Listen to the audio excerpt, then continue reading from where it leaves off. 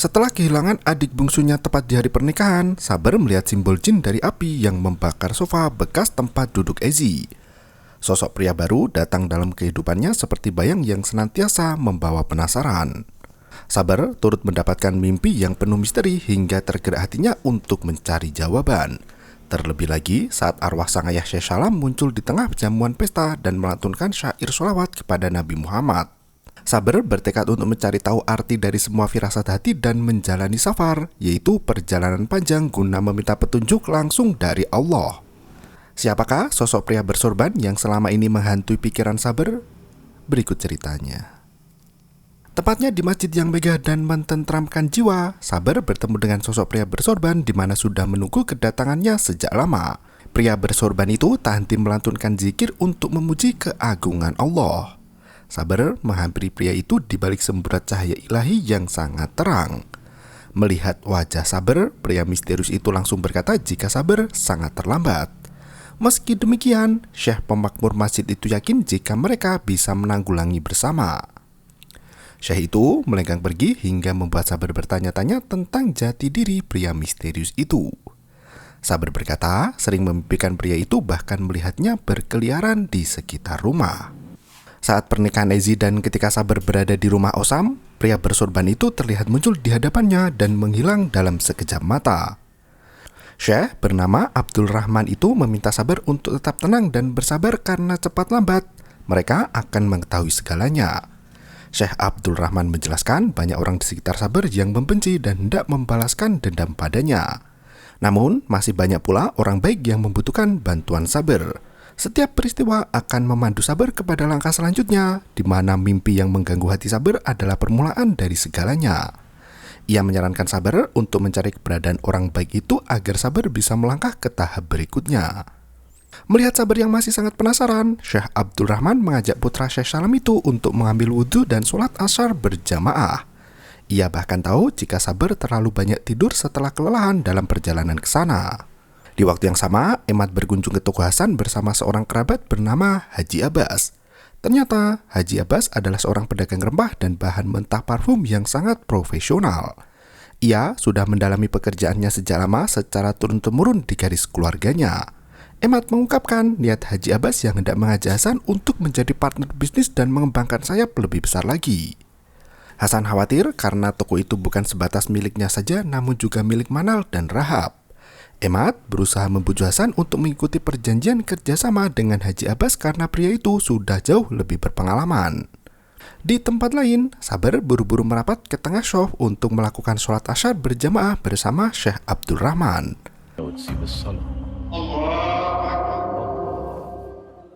Syekh Abdul Rahman sempat berkata jika ia sengaja datang tepat setelah Sabar agar pemuda itu tidak kebingungan mencari keberadaannya. Sementara itu, Aisyah menemui sepupu iparnya Manal untuk menjenguk pasca keguguran. Aisyah memberi saran agar Manal mencari dokter lain karena sejauh ini belum terlihat ada kemajuan yang berarti. Aisyah memberikan nomor telepon dokter kandungan langganannya bernama Dr. Gonim. Ia yakin dokter langganannya itu lebih baik dan bisa memberi solusi untuk masalah kandungan Manal. Semua wanita yang mengalami masalah kandungan selalu datang ke Dr. Golim dan bisa hamil dalam waktu cepat. Manal pun mengikuti saran Aisyah untuk berobat ke Dr. Gonim. Di waktu yang sama, Sabar baru selesai sholat dan bercengkrama dengan Syekh Abdul Rahman di depan masjid. Sabar mengaku masih berduka setelah kehilangan adik kandungnya Ezi. Syekh Abdul Rahman berkata jika kematian Ezi adalah penghalang bagi masalah yang jauh lebih besar lagi. Sabar masih merasa kebingungan dengan semua hal yang terjadi dalam hidupnya. Syekh Abdul Rahman justru menyuruh Sabar untuk pergi dan berserah diri pada Allah. Semua hal akan segera diketahui oleh Sabar sendiri tanpa ada penuntun dari manusia lainnya. Biarkan Allah yang memberikan petunjuk. Syekh Abdul Rahman pun melenggang pergi sembari berkata jika mereka akan segera dipertemukan kembali. Meski berada di Kairo, Rahab selalu memantau harta warisannya dari Haji Galib. Ia mempengaruhi Manal untuk memastikan semua dokumen tanah dan rumah atas nama mereka berdua. Ia menegaskan jika semua pria tidak bisa dipercaya dan hanya ingin harta mereka saja. Cerobohnya, Hasan sudah menandatangani surat kerja dengan Haji Abbas tanpa tahu konsekuensi ke depannya. Abdul Razak sama sekali tak menyambut baik kedatangan Emad dan Haji Abbas. Ia hanya terdiam tanpa menyambut kedatangan mereka berdua. Setelah Imad pergi, Razak memperingatkan Hasan untuk berhati-hati khususnya pada orang baru. Jangan sampai terlalu percaya dengan orang asing hingga membahayakan bisnis mereka sendiri. Hasan justru berkata jika Imad adalah keluarga dekatnya yang mengharapkan kebaikan untuknya. Ia yakin betul Haji Abbas adalah orang baik dan pantas mendapatkan kepercayaan besar dari dirinya. Secara mengejutkan, Abu Al-Hoir menemui Rahab di perusahaannya dan melaporkan segala tugas yang sudah ia lakukan. Rahab merasa sangat puas dengan kinerja Abu dan meminta orang itu untuk tetap bungkam. Rahab sudah menjalankan segala rencana untuk menuntaskan dendam yang selama ini terpendam. Perjalanan Sabir yang panjang sampai di depan proyek Marsha Alam yang digawangi oleh perusahaan Munir, suami Rahab. Banyak orang menunggu di depan proyek itu untuk menagih janji mendapat pekerjaan di sana. Seorang pria kekar mengusir warga sekitar proyek dan berkata jika perusahaan sudah selesai dengan pekerja di sana dan tak ada pekerjaan lainnya. Seorang gadis bernama Jamila membela warga setempat yang sedang berjuang menuntut keadilan. Mazen memperingatkan gadis itu untuk segera menyingkir karena jika tidak, orang-orangnya bisa menyakiti. Melihat hal itu, Sabir langsung turun tangan. Ia tak bisa membiarkan seorang gadis tak bersalah disakiti dengan cara yang tidak adil. Menyadari proyek Marsha Alam itu milik Munir Al-Kauni, Sabir meminta Mazen untuk menyampaikan pada Munir agar segera menuruti tuntutan warga atas nama Syekh Sabir Al-Madah. Mazen langsung pergi ke kantor bosnya dan meneruskan pesan itu dari Sabir Al-Madah. Setelah semua orang pergi, Jamila mengucapkan selamat datang pada Sabir karena sudah lama Syekh Abdurrahman menunggu kedatangannya. Syekh Abdurrahman memberi petuah pada Jamila untuk menemui orang baik yang bernama Sabir Al-Madah. Sebagai warga sekitar proyek, Jamila merupakan gadis lulusan restorasi arsitektur yang bekerja sebagai pemandu di beberapa hotel bintang 5. Ia selalu bepergian kemanapun pekerjaan itu membawanya. Syekh Abdurrahman adalah orang tua asuhnya karena sejak kecil orang tua Jamila sudah meninggal dunia. Semua orang di desanya selalu memberi pertolongan dan mencukupi semua kebutuhan Jamila kecil. Sabir bisa merasakan hal yang sama karena sedari kecil ia tinggal bersama orang tua asuh yang ternyata adalah ayah kandungnya sendiri. Saat mereka asik bercengkrama, tiba-tiba seorang wanita bernama Bedur berlari ketakutan dan meminta perlindungan dari Syekh Sabir. 3 pria kekar datang membawa wanita itu pergi entah kemana. Sabir teringat dengan mimpinya beberapa hari lalu yang melihat sosok wanita terikat di rantai besi di kedua tangannya. Malam harinya, Manal yang hendak masuk ke dalam rumah dihalangi oleh ahli nujum langganannya dulu bernama Amar. Dukun Amar sengaja datang di malam hari untuk menawarkan bantuan agar Manal segera memiliki keturunan.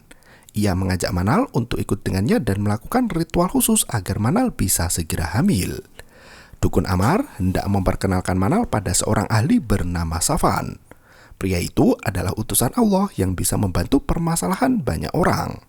Syekh Safan berkenan untuk membantu persoalan Manal, namun semua kembali pada wanita itu mau ditolong atau tidak. Amar melenggang pergi meninggalkan Manal yang masih termenung memikirkan perkataannya. Di tempat lain, Munir membawa istrinya yang sibuk bekerja di kantor pusat.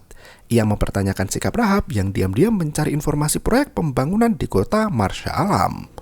Munir cukup penasaran mengapa istrinya sangat penasaran dengan proyek itu sementara mereka memiliki banyak proyek lain di daerah sekitar Laut Merah.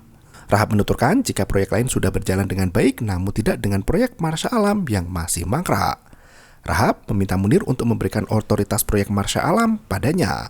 Ia berjanji untuk segera mengatasi proyek itu dan akan segera berjalan sebagaimana mestinya. Ia berjanji akan memberikan laporan terkait progres proyek itu dan sejauh mana perkembangannya untuk membanggakan sang suami. Pagi harinya, Safa terkejut saat keluar dari kamarnya karena Sohaila sama sekali tidak menyentuh makanan yang tersaji di atas meja. Sohaila masih terus menangis meratapi kematian sang suami yang baru menikah beberapa jam saja. Safa memberikan nasihat agar Sohaila segera bangkit dari kesedihan. Safa sudah lama ditinggal mati suaminya dan kini harus kehilangan putra bungsu yang paling dekat dengannya. Ia percaya Allah dan manusia tidak bisa melarikan diri dari kematian. Sebagai orang mukmin, mereka harus bersabar atas segala ujian yang menerpa. Sohaila menangis sejadinya di pelukan Safa mengingat kisah cintanya yang tragis karena Ezi selalu mengejarnya sejak sekolah di madrasah. Di tempat lain, Hasan makan bersama Manal sembari membicarakan kerjasama dengan Haji Abbas. Ia berkata ada seorang yang mendanai toko mereka agar lebih berkembang dari sebelumnya. Hasan berjanji kontrak kerjasama itu akan sangat menguntungkan bagi kedua belah pihak. Akhirnya, Manal pun setuju dengan keputusan yang sudah diambil Hasan dengan kontrak kerjasama itu. Sementara di tempat lain, Saber masih berada di Marsha Alam untuk mencari tahu ada apa di sana. Jamila menemani Saber untuk berkeliling kota sembari menceritakan semua hal yang ingin diketahui oleh Syekh Saber. Jamila bercerita tentang Bedur, yaitu gadis yang terkenal paling cantik di desanya. Banyak pria memimpikan menikah dengan Bedur hingga gadis itu menjalin kasih dengan sepupunya bernama Bilal. Pria itu sudah cinta pada Bedur sejak masih kecil dulu. Sebelum menikah, kehidupan Bedur sangat sengsara. Gadis itu pernah keluar dari rumah dan menanggalkan semua pakaian di pinggir jalan. Keluarga menutupi aib Bedur dari Bilal hingga pernikahan itu tetap berlangsung. Di malam puncak resepsi pernikahan, Bedur kembali melakukan hal yang sama. Ia keluar rumah dan menanggalkan pakaian seperti orang gila. Hal itu sangat memalukan dan pernikahan tidak jadi dilangsungkan. Bedur kembali normal setelah gagal menikah dan tidak pernah melakukan hal gila lagi. Namun, saat ia dilamar pria lain, penyakit misterius itu kembali kumat. Setelah bertunangan, Bedur sering lari keluar rumah dan melepas semua pakaiannya di tengah jalan. Ayah Bedur pun meninggal dunia karena kesedihan yang menderu. Kakak-kakak Bedur terpaksa mengurung gadis itu di dalam kamar dan melarangnya berbicara ataupun bertemu dengan orang lain. Tak seperti sang ayah yang sangat sabar menghadapi Bedur, kakak-kakaknya sangat emosional. Bahkan salah satu di antara mereka pernah berencana membunuh Bedur agar terbebas dari rasa malu. Syekh Saber tergerak hatinya untuk menolong gadis itu. Ia meminta Jamila untuk mempertemukan Saber dengan salah satu kakak Bedur. Jamila meminta waktu pada Saber untuk membujuk kakak Bedur agar mau dipertemukan. Saber pun melegang pergi ke tempat masjid Syekh Abdurrahman berada. Ia menanyakan apakah Bedur adalah orang yang harus ia bantu. Syekh Abdurrahman menegaskan jika gadis itu bisa mengelabui Saber seperti yang terjadi sebelumnya. Syekh Abdurrahman memperingatkan kasus kali ini tidak akan mudah untuk diatasi. Saber pun melenggang pergi menggunakan mobilnya untuk kembali ke penginapan dan bermunajat pada Allah meminta pertolongannya. Jamila turut khawatir dengan nasib Saber jika harus mengatasinya sendirian. Syekh Abdurrahman menegaskan jika Saber harus mengakhiri semuanya. Malam itu Emad menghubungi seseorang misterius dan berkata jika tugasnya telah usai. Kini ia mendapat tugas lain yang lebih berat lagi. Emad pun meminta bantuan untuk menuntaskan tugas itu. Pagi harinya, Syekh Saber bertemu dengan Bagir, kakak Bedur. Ia menjelaskan jika Bedur terkena gangguan gaib dan harus segera disembuhkan secara spiritual. Bagir justru menolak dan berkata jika sebelumnya sudah banyak syekh-syekh lainnya yang mengatakan hal sama. Mereka berniat baik untuk menolong Bedur namun pada akhirnya sia-sia. Bagir berkata tidak ada orang yang lebih menyayangi Bedur daripada kakak-kakaknya. Saber langsung mengatakan hal sebaliknya. Ia menegaskan jika kakak Bagir adalah orang yang menyakiti Bedur. Bagir langsung emosi dan mengusir Saber untuk pergi meninggalkan desanya. Saber tak mau pergi dan memaksa Bagir untuk bertanya pada sang kakak apa yang sudah ia perbuat pada Bedur hingga tersiksa sedemikian hebat. Ia meminta Bagir untuk menatap mata sang kakak agar tahu apakah perkataannya jujur atau bohong. Sore harinya, Hasan, Safa, dan Sohaila berkunjung ke makam Ezi dan Syekh Salam untuk melepas kerinduan mendalam. Safa dan Sohaila masih menangis jika teringat dengan kebaikan pria tercintanya itu. Safa meminta Hasan untuk tetap mendoakan mereka di siang dan malam hari. Hasan bersumpah jika ia selalu mendoakan mereka berdua bahkan membacakan Al-Quran untuk Ezi dan Syekh Salam. Hasan mengajak Safa dan Sohaila untuk berdoa bersama sebelum mereka pulang ke rumah.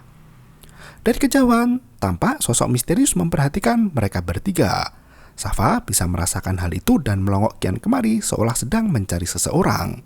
Hasan langsung membawa ibunya pulang ke rumah sebelum ada hal buruk yang terjadi. Ternyata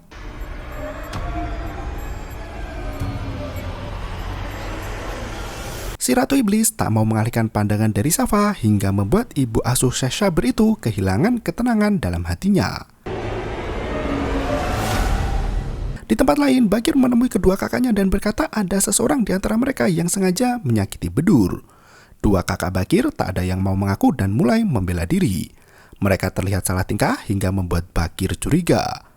Bagir memutuskan jika Syekh Saber akan menemui Bedur tanpa ada alasan lainnya lagi. Dukun Amar membawa Manal pada Syekh Safan di kediamannya. Syekh Syafan langsung tahu jika Rahab baik-baik saja dengan suaminya dan Hasan baru saja menandatangani kontrak kerjasama.